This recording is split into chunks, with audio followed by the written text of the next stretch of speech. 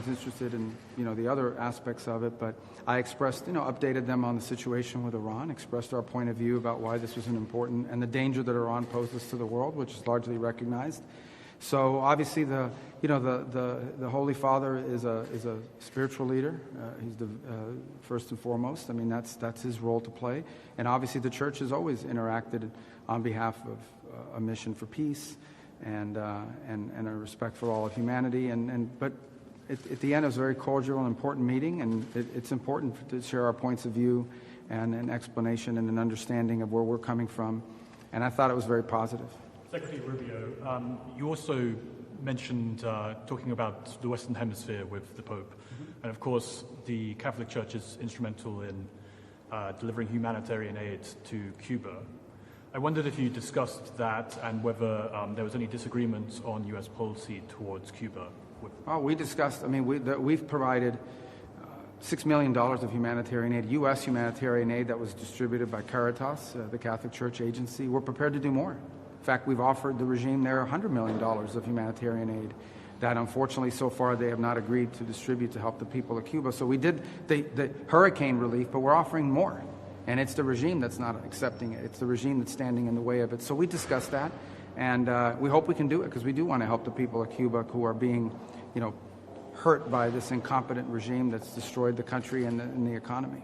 Secretary, can I ask about the meeting with the Pope? After this meeting with the Pope, which you described as cordial and productive, are you going to recommend to the President that he stops criticizing the Pope in social media? Why would I tell you what I'm going to recommend to the President? But beyond that, the President will always speak clearly about how he feels about the U.S. and U.S. policy.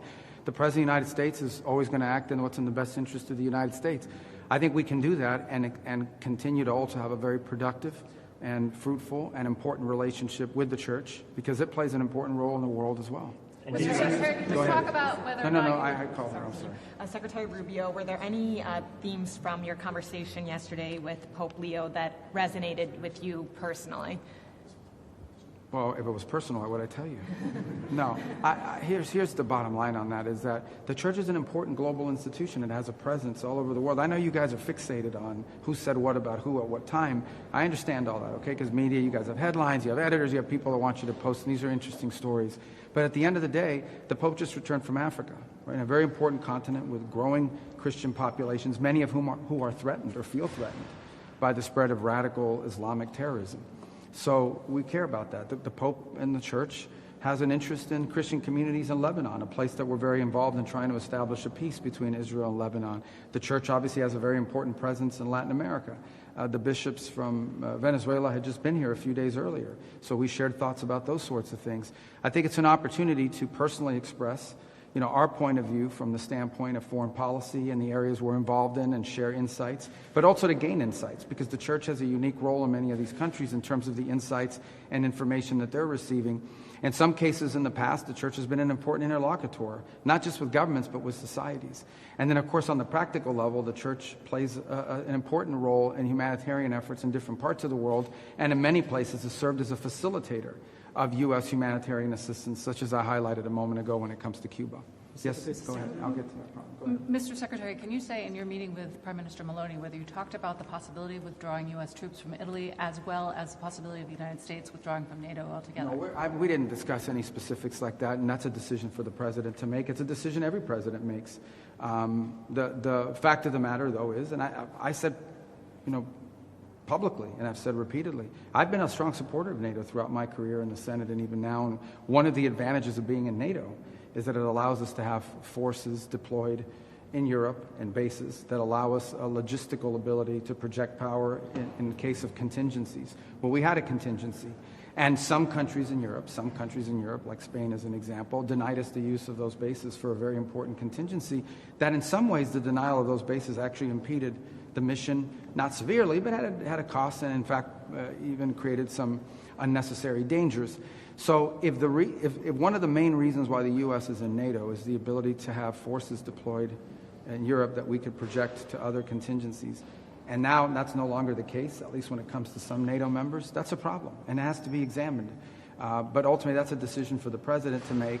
His team and people like myself and others will provide him what those potential options are, but ultimately he'll have to make that decision. He hasn't made those decisions yet. As far as recent news of deployments, like for example, those were all already ongoing. For example, in Germany, the troops that were withdrawn, which represent less than 14% of our total troop presence there, that's already pre-programmed. And in fact, all it did is take us back to where we were in 2022. So there was always a plan to do some shifting within NATO. As far as broader changes, that's I don't have an announcement for you on that today, but that's a decision for the president to make. Certainly, we'll present both options and perspectives, but that I don't have anything new to announce on that today.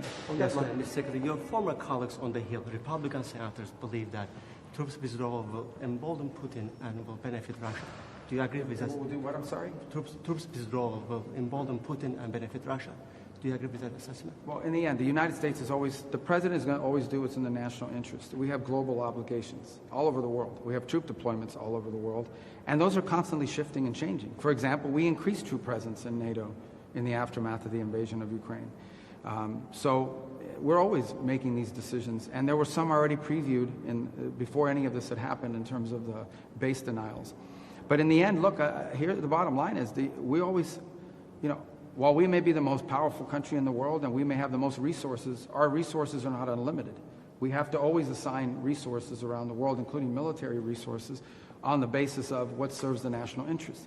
That's a decision the president has to make, especially within the context of recent developments by some countries within NATO and the stance they've taken towards the United States. But, no decision's been made on that yet. That's something the president's still working through. Have you managed to bridge differences on Iran, both with Rome and with Vatican? Yeah, I think everybody agrees that Iran having a nuclear weapon is unacceptable. I don't know of anyone who thinks it's a good idea for Iran to have a nuclear weapon except the Ayatollah. So I think the question is, what do you do about it? And the president's actually trying to do something about it. And so, I don't know, I don't think there's any disagreement that they can't have a nuclear weapon. I think the question is, what do you do about it? And, we've had every American president says, they can't have a nuclear weapon. This is the first American president that's actually trying to do something concrete about it. I don't know who would disagree with that. It's an important thing that has to be confronted. Can we talk to officials? Can you give us an update on the status of negotiations with Iran? Well, we should know something today. We're expecting a response from them. We'll see what the response entails. The hope is it's something that it can put us into a serious process of negotiation. Obviously, we've seen the reporting overnight that Iran has established or trying to establish some agency that's going to control traffic in the Straits. That would be very problematic. That would actually be unacceptable. The normalizing of their controlling of international waterways is both illegal and it's just something that's unacceptable. And the world has to start asking itself, what is it willing to do if Iran tries to normalize a control of an international waterway? I think that's unacceptable. But we're expecting a response from them today at some point. We have not received that yet, in the last hour, but perhaps that will come. Their system is still highly fractured and a bit dysfunctional as well. So that may be serving as an impediment. I hope it's a serious offer. I really do.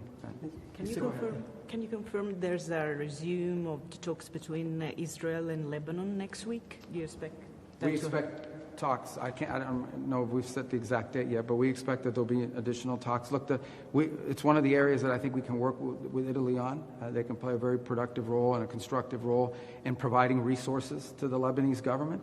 In the end, we all share the same goal, and by all I mean including the Lebanese government and the Israeli government, that we want the relations between Israel and Lebanon, its legitimate government, to be very strong. The impediment to that is Hezbollah. Again, an Iranian agent, Hezbollah, who is victimizing not just Israelis, but Hezbollah is also victimizing Lebanon. The reason why Lebanon faces bombings, the reason why Lebanon faces violence is because of Hezbollah. It is Hezbollah that's imposing this on them. So I think we all share the same goal, which is a strong Lebanese government that doesn't have an armed Hezbollah operating within its national territory, imposing a threat to any of its neighbors. And to do that, we have to empower and equip the Lebanese government to be able to confront that threat. And I think Italy and other countries, but Italy in particular, can play an important role in not just helping equip the government, but in cutting off the illicit financing that supports, helping them to cut off the financing that supports Hezbollah and the danger they pose. Is it possible to get a peace deal on Lebanon without first solving the conflict with Iran? How linked are those two conflicts right now? I mean, Hezbollah is an Iranian agent, 100%. I mean, Hezbollah wouldn't exist without Iran's support. So, but I think it's possible. I mean, Hezbollah's been both weakened, but still capable of inflicting damage and doing terroristic activities, as we've seen. So I think the way I would phrase it is, we're not going to negotiate with Iran over Hezbollah, because Hezbollah is a dangerous, other than if they're willing to stop funding them and supporting them. I think our negotiations with Lebanese, our role is with the Lebanese government. Lebanon should be governed by the Lebanese government. It should not have a terrorist group operating within its national territory that poses a threat both to its own people, including the Shia population, and to the government, and to Israel, and to its other neighbors. So that's what we're going to focus on. Mr. Secretary, can we come back to Cuba a little bit? The United States, including yesterday, are ramping up sanctions against Cuba, the regime and all that.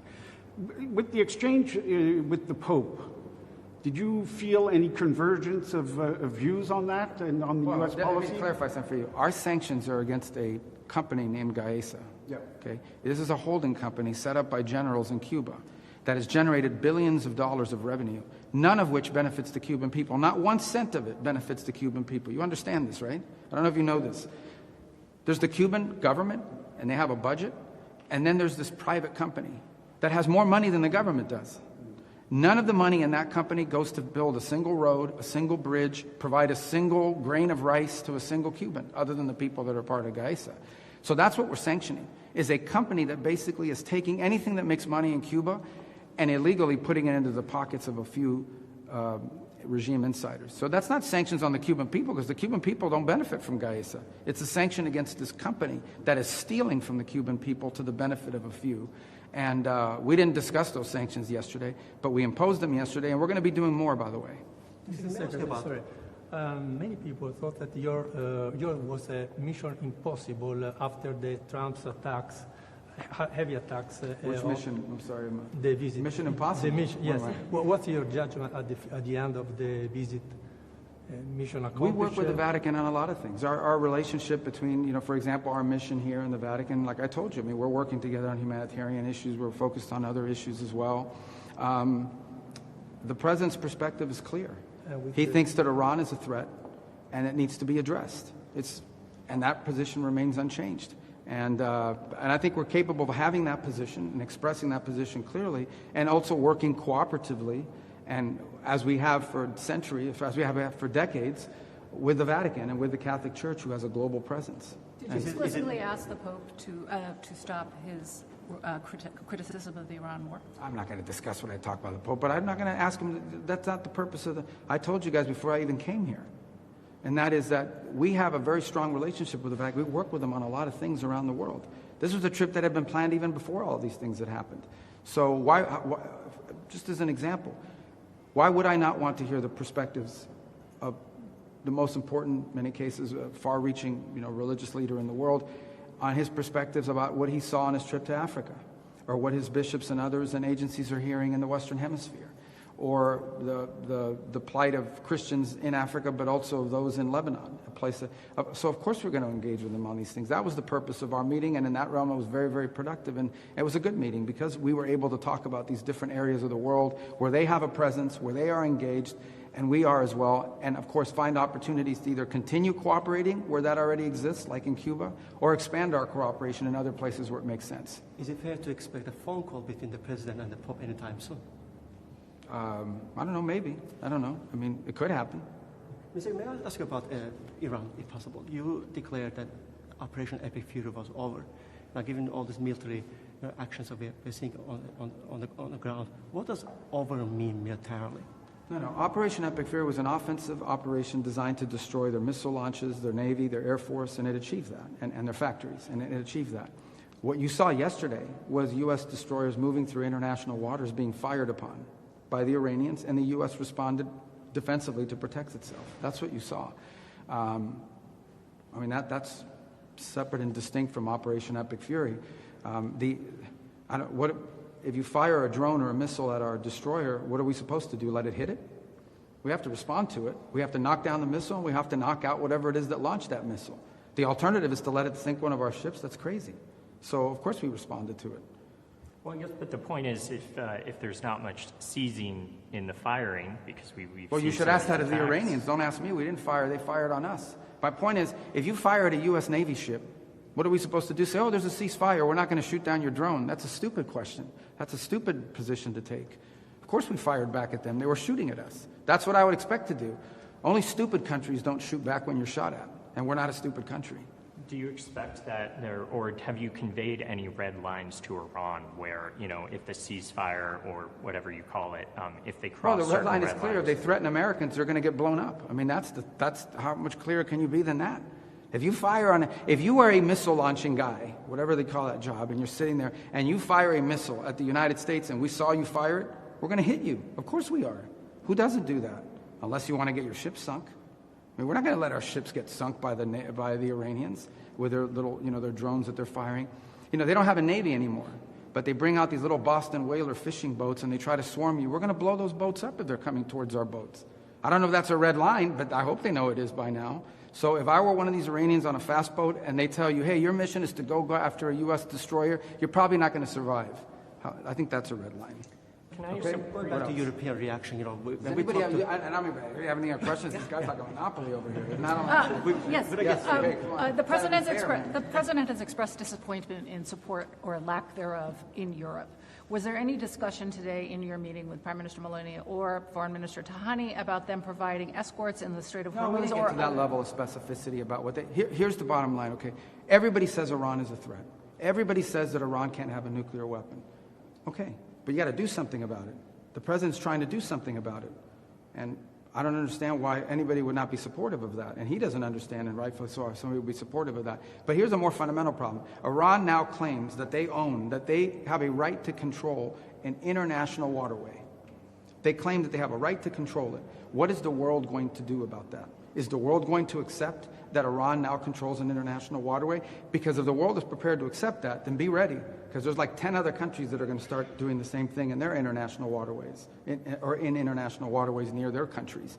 That's an unacceptable thing that they're trying to normalize. So if the answer is no, we don't think Iran should be able to control the Straits of Hormuz, then the next question is going to be for everyone, well, what are you going to do about it? What is the world prepared to do about it? And we're trying to do something about it diplomatically.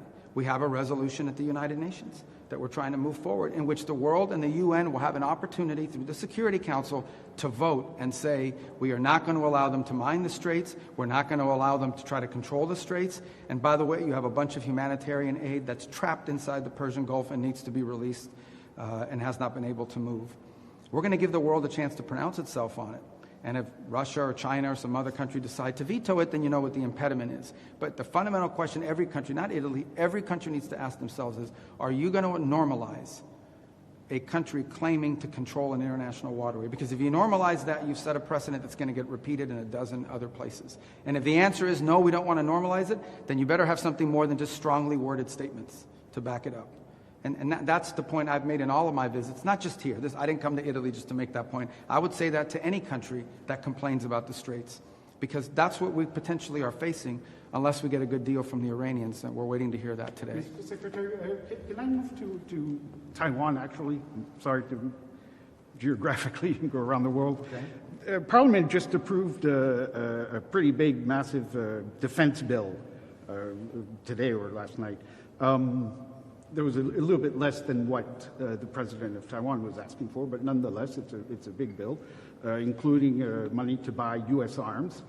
What is your reaction to that, if any, and specifically in the context of the trip you will be doing with the president next week in China? Well, all I would say in context of the trip next week in Taiwan in specific is the United States, our policy remains unchanged. We don't want to see any forced or compelled change in the situation now. We think it would be destabilizing to the world. It's our position on that has been, we've heard obviously the Chinese position, but we've made our position on that clear as well. And I imagine that will be discussed in the trip, but I don't think it'll be a feature of our trip, but it'll certainly be an item that's discussed. We think it's to the benefit of China, the United States, and the world writ large that there be stability in the straits there, and that continues to be our position. That's the one we'll continue to stand by and advocate for. All right, I have time for one more. We got to leave. About Ukraine before you go. Yeah. You spoke with Lavrov recently, and they targeted kindergarten in Ukraine even after they advocated for ceasefire. Where does the negotiation Well, stand right now, right now? the negotiations aren't. We've tried to play a mediator role in that. So far, it has not led to a fruitful outcome for a variety of reasons.